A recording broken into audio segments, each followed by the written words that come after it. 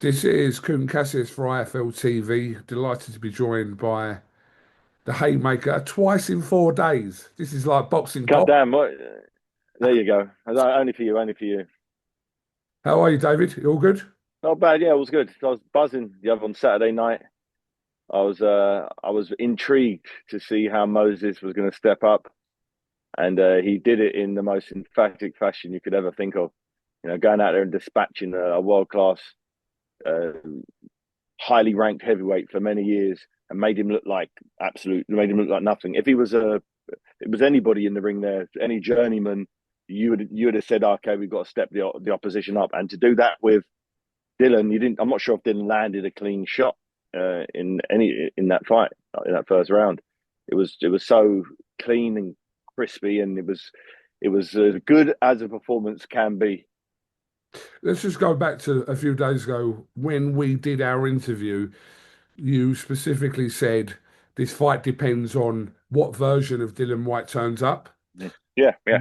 Yeah, I mean, if a Dillian White that thought Joseph Parker turned up, it poses more problems for Moses Itauma. But I suppose we didn't get to see anything of that because within No, 120 seconds, Moses was like on the front foot, yeah. completely relentless, and ended the fight within, like I said, within a round.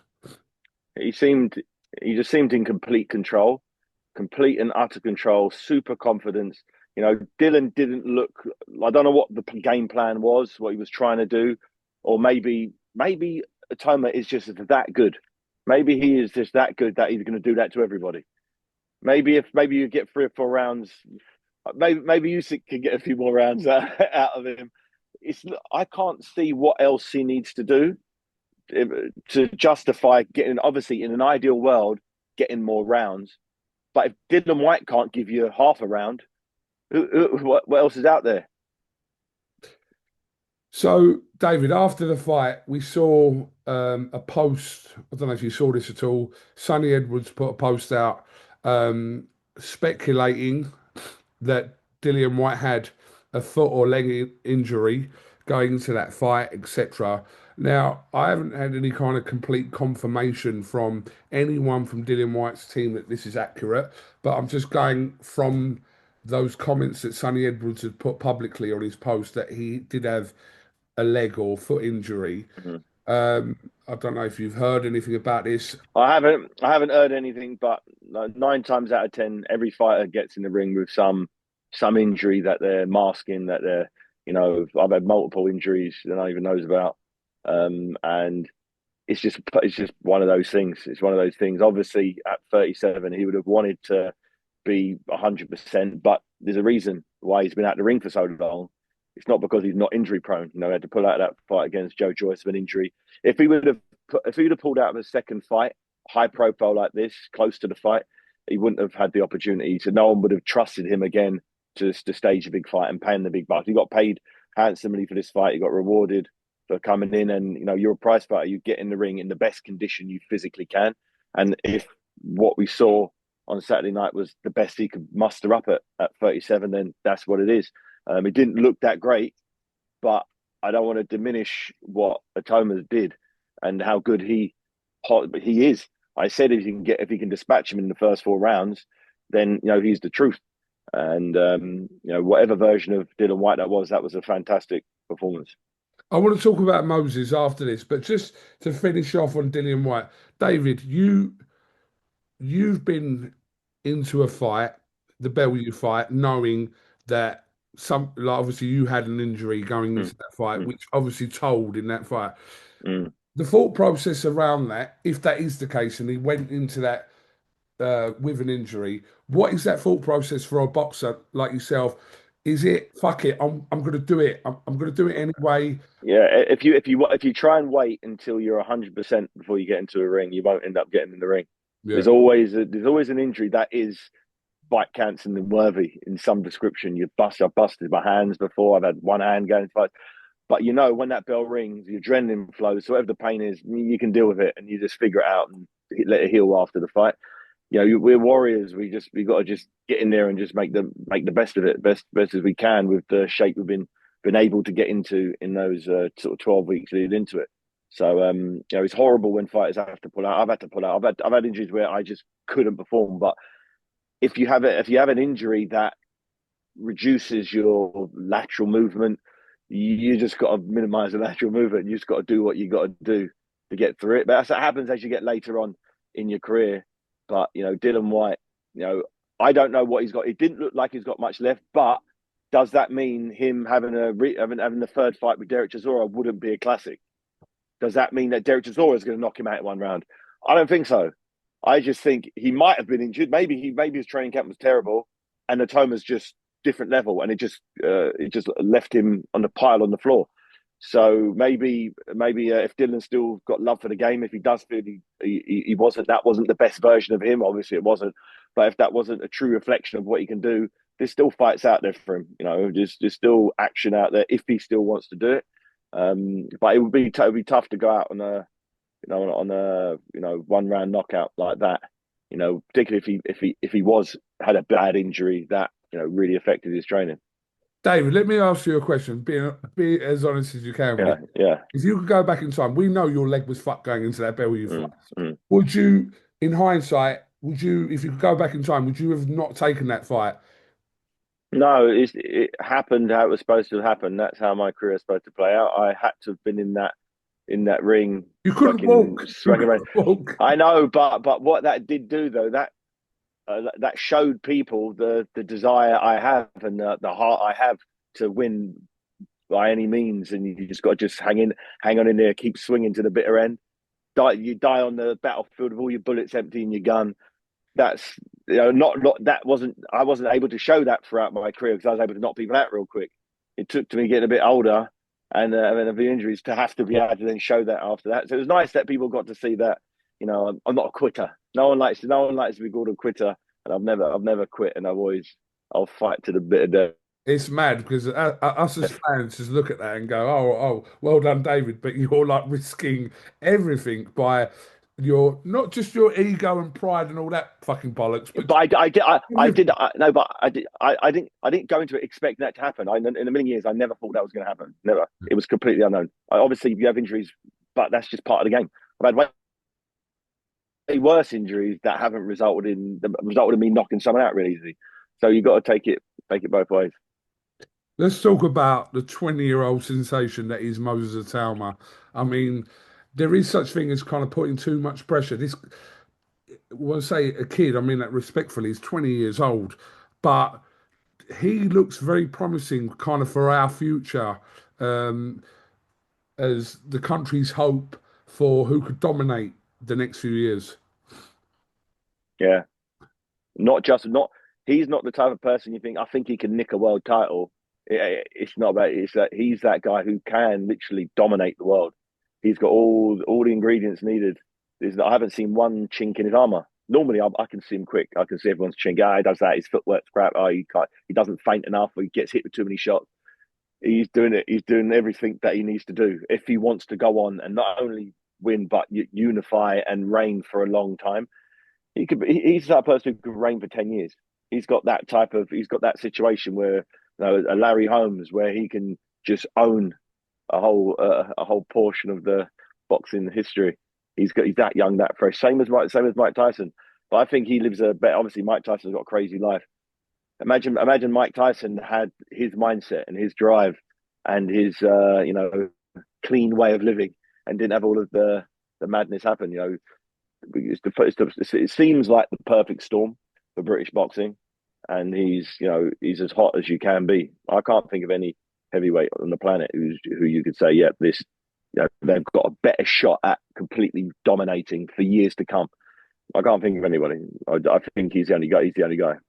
Is it a flawed argument when heavyweights come on the scene and they're knocking everyone out, etc., and then people start saying, hang on, he's not been tested on the chin, right? We've Mm. had this with quite a few fighters until they get tested on the chin. Can he really blah, blah, blah? Now, if they can avoid getting hit on the chin, then. Yeah, yeah, yeah.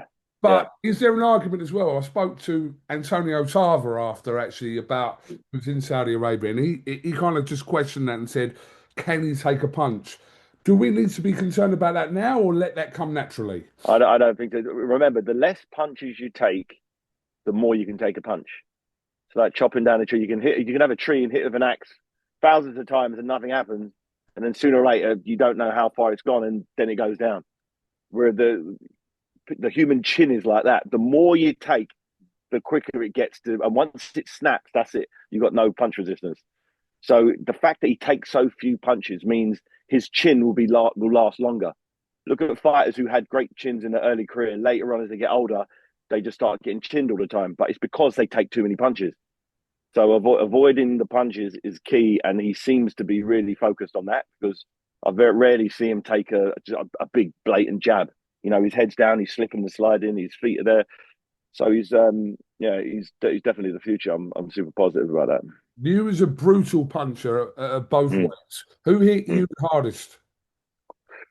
Monty Barrett hit me. Monty, yeah. Monty Barrett hit me hard, and a guy called Lalenga Mock when I was at my fourth fight. He wasn't even a cruiserweight. It was like a light heavyweight, super middleweight, and he hit me with a perfect shot on the temple and literally nearly wiped me out in my fourth fight. I'd once again I'd get back to my feet and then sort of battle my way through and just scrape through. But it's I didn't take that many punches in the heavyweight division. If you compare how many clean headshots I took versus if you forget the Tony Bellew fights, if you ignore those ones, I didn't take too many punches. How about Joe Fournier? Did he test your chin? A couple of times he's got way more power than you think. Honestly, real heavy-handed dude. Shout Yeah, out, Joe. Shout out, Joe. shout out Joe. Um, David, Turkey Al Shakers kind of put out there that he wants to see Moses fight Usyk next. Is that too soon, or could Moses mix it with Usyk right now?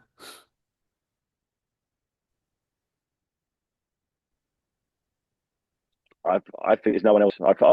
I did say Derek before. He's got the best shot of anyone to beat him. Even how inexperienced he is, he's got the firepower and the heavy-handedness to just cause all sorts of problems. All sorts of problems for anybody. I know Usyk's a genius and he is the best in the world. I'm talking about the person who has the best chance of beating him. I'm not saying he's going to beat him. I'm saying who else is there that has a better chance? Everyone else has tried and failed, and he's young, he's fresh, he's hungry, and he just seems to have crazy heavy hands. And remember, Usyk isn't a natural heavyweight. He is a cruiserweight. He's a pumped up cruiserweight. He's done it really well to be a heavyweight, but those types of punches that Moses was throwing would take out any natural born heavyweight. Dillian's not a cruiserweight by any stretch of the imagination. It's been a long time since he's been down to that weight, so he's a big, and he showed how powerful he was, taking him out with such ease. Let me ask you a question. Just one word answer. Would Moses Itauma beat Anthony Joshua today? Yeah, I think he beats everybody. Would he beat I, Tyson Fury now? I think he beats everybody. I think he beats Really? everybody. Yeah, the only person is Usyk. The only person I'd say who has the best chance of it is Usyk. Off the strength of that victory over Dillian White. Sounds crazy, I know, sounds mental, but there's no chinks in his game. I can't see where anyone can penetrate what he does bad, everything's just really clean. And I think I've seen that before. Do you think it's better for him It's suggesting he should fight a Hergovich, a Kabayel, a Parker before Usyk? Is that great. Yeah, great. Fight Parker, Wilder, fight whoever he wants to fight. He's probably going to win. And will that give him a better chance of beating Usyk if he fights him? Probably, yeah. But he's 20, and a lot of people want him to win a world title really fast. I get that. Turkey shakes around the money. Once the money's there, it's hard to reverse back because the whole ecosystem wants the big one, and that's the big one. So if the boxing economy says Moses versus Usyk is the fight we're going to see, then we're going to see it. It might be better. It probably would be better for him to have 3 or 4 fights, and maybe in a year's time, then take that big fight. But Usyk might be gone. Usyk might have retired by then, and we'll never know. Hmm. You know what I mean? So it's like you've got a bit of a take. He's got to take a bit of a gamble. Or if he does fight, he probably just say I'm retiring. Or he might go. I like the sound of this. Let's go and do it. It could go either way, but if the fight's ready to be made, it's ready to be made. If it's ready to go, if he's mandatory and Usyk wants it and Turkey Al Sheikh wants it, more importantly, so the funds are going to be there. Let's see what happens.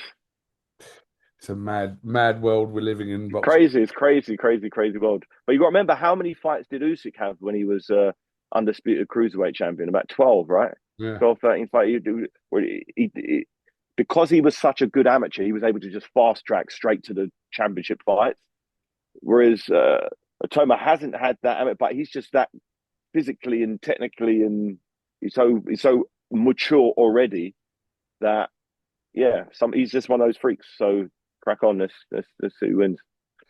Yeah, I mean, look, I kind of look at it and I think his last 6 fights, David, have been like two Dubois, two Joshua, two Fury. So what is next? I know Parker, who's kind of edging his way towards potential. He does deserve a shot, Parker. Even Parker though I had does. some tough fights, he's really put the work in and deserves it. Everyone's written him off. I wrote him off a couple of times, and he just comes back and just puts everyone wrong. And he deserves a shot. Yeah, I'd like to see Parker get his shot. I'd like to see Parker get his shot and see what happens there. But outside Parker, where people say he deserves a shot, then yeah, as much as after 12, 13 fights, yeah, why not? Let's see how good Moses Yeah, Itauma is. Fuck it. Yeah.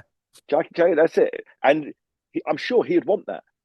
He'd want to test himself. He's that guy who wants to prove he's the best on the planet. He believes it. He knows it, and he just wants the opportunity. I like the fact he wasn't shouting anyone out either. He was like, "Yeah, whoever." He's cool. I like that. I like the fact that the fans were saying Usyk. He's like, let's go, Usyk. I like. Yeah, he's making all the right noises. Do you know what's mad? All these fighters that we're mentioning, the fights with you and them never happened. None of them. Not a town. I Mm, forget him because yeah. obviously, but Mm. the Furies, the Joshua, you never fought none of them. Yeah, it was a different. It was a different era. It was a different era. It just came at the end of Tyson Fury. Yeah, it nearly happened in 2013. Wasn't meant to be. Wasn't to be. I remember thinking at one point years ago, and it was talking about what the biggest fight in British boxing was, and I was like, "This is when you were still obviously active before the Bellew fights." I said the biggest fight in British boxing right now is Haye and Joshua. See that fight there? Yeah, That's the biggest fight. Whenever I said it, however many years yeah, ago, I said Haye Joshua is the biggest fight in yeah, boxing now. yeah, Imagine that, Wembley Stadium. yeah. We're never gonna know. Yeah. I would never know. There would have been another version of reality. I know I would have been born 6, 7 years later, and I'll be right in the mix. And we would have seen who's number one. I know I got a sneaking suspicion who would have won all those fights, though. You know, Sneaking. sneaking suspicion. Yeah, Well, listen, no one sold a press conference like you, so we'll talk about it's just and I spoke to you about the other day, but some of the best moments in press conferences come from you fucking know how to sell a fight, David. Honestly, you know yeah. how to sell a fight. Yeah. Much appreciate your time. Pleasure, mate. Shout out, Hi, I Bet. bet Hi, Bet. Yeah. in the house. Click the link in the description to learn more about Hi Bet. And yeah, hopefully we'll catch up with you again soon. Definitely. Catch you soon, brother. Thank you very much, David Haye. No,